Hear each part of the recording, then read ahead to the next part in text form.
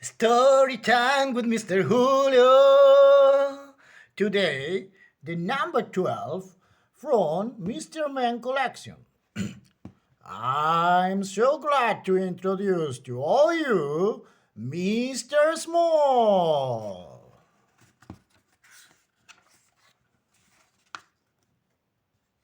Mr. Small was very small, probably the smallest person you've ever seen in your whole life, or perhaps the smallest person you've never seen in your whole life, because he was so small you probably couldn't see him anyway.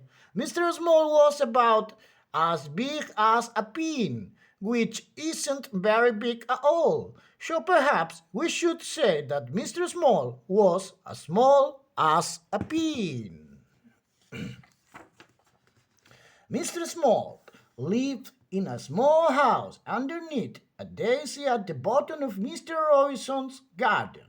It was a very nice house, although very teeny, and its suite very small, very well indeed. He liked living there. Now, this story is all about the time Mr. Small decided to get a job. The trouble was, what sort of job could Mr. Small do? After all, there are not that many small jobs. Mr. Small had thought about it for a long time, but had not had any ideas, not one. He was thinking about it now while he was having lunch. He was having half a pea, one crumb, and a drop of lemonade. Mr. Small thought and thought while he was eating his big lunch, but it was no use. Thinking just made him thirsty, so he had another drop of lemonade. I know, he thought to himself. After lunch, I'll go and see Mr. Robinson and ask his advice. So after lunch, he left his house and walked to Mr. Robinson's house at the top of the garden. It was quite a long walk for somebody as small as Mr. Small, and halfway there he stopped for a rest. He sat on a pebble, feeling quite out of breath. A worm crawled by and stopped. "Good afternoon, Mr. Small," said the worm. "Good afternoon, Walter," said Mr. Small to the worm, whom he knew quite well. "Out for a walk, are you?" asked Walter. "Going to see Mr. Robinson," replied Mr. Small. "Oh," said Walter. "About a job," asked Mr. Small. "Oh," said Walter the worm again, and crawled off. Walter was a worm of very few words. After he'd rested for a while, Mr. Small set off again and walked all the rest of the way to Mr. Robinson's house without stopping once. When he got there, he climbed up the steps to Mr. Robinson's door. He knocked at the door. Nobody heard him. He knocked again at the door. Nobody heard him. The trouble was, you see, that if you are as small as Mr. Small, you don't have a very loud knock. Mr. Small looked up.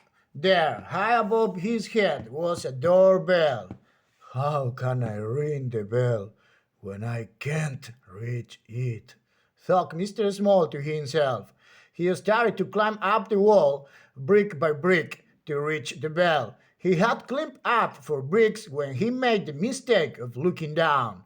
"Oh dear," he said, and fell. Bam! "Ouch!" said Mr. Small, rubbing his head. Just then Mr. Small heard footsteps. It was the postman. The postman came to the door, posted his letters, and was just about to leave when he heard a voice. "Hello! Hello!" The postman looked down. "Hello," he said to Mr. Small. "Who are you?" "I'm Mr. Small. Will you ring the bell for me, please?" Of course I will, replied the postman in answer to Mr. Small's question, and reaching out, he pressed the bell with his finger. Ding dong! Thank you, said Mr. Small. My pleasure, said the postman, and off he went. Mr. Small heard footsteps coming to the door. The door opened. Mr. Robinson opened the door and looked out. That's funny, he said. I'm sure I heard somebody ring the bell. He was about to shut the door when he heard a little voice. Hello. Hello, Mr. Robinson. Mr. Robinson looked down and down. Oh, hello. What are you doing here? I've come to ask your advice. Well, you'd better come in and have a talk. Mr. Small followed Mr. Robinson into the house and perched on the arm of Mr. Robinson's favorite chair. He told him now he couldn't think of a job that he could do. Mr. Robinson sipped a cup of tea and listened. Sure, you see how difficult it is. Yeah, I can see that.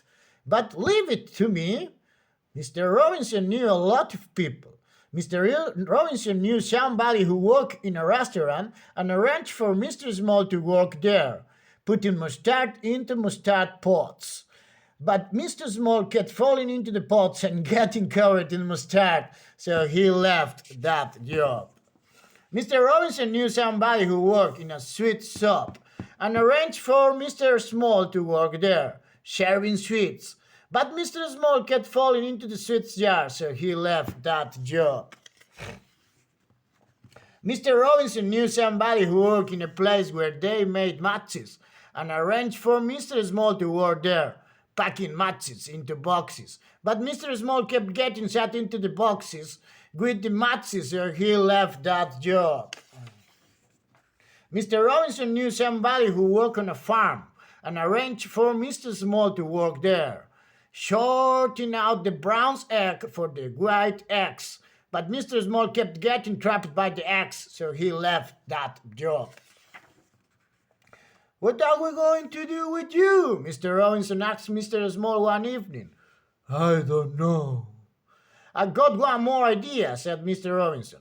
I know somebody who writes children's books. Perhaps you could work for him. Sure, the following day, Mr. Robinson took Mr. Small to meet the man who wrote children's book. Can I work for you? Mr. Small asked the man. Yes, you can, replied the man. Pass me that pencil and tell me all about the jobs you've been doing. Then I'll write a book about it. I'll call it Mr. Small, he added. But children won't want to read a book all about me. Yes, they will. They like it very much. And you did? Didn't you? Bye-bye, Mr. Small. Subscribe to Storytime with Mr. Julio.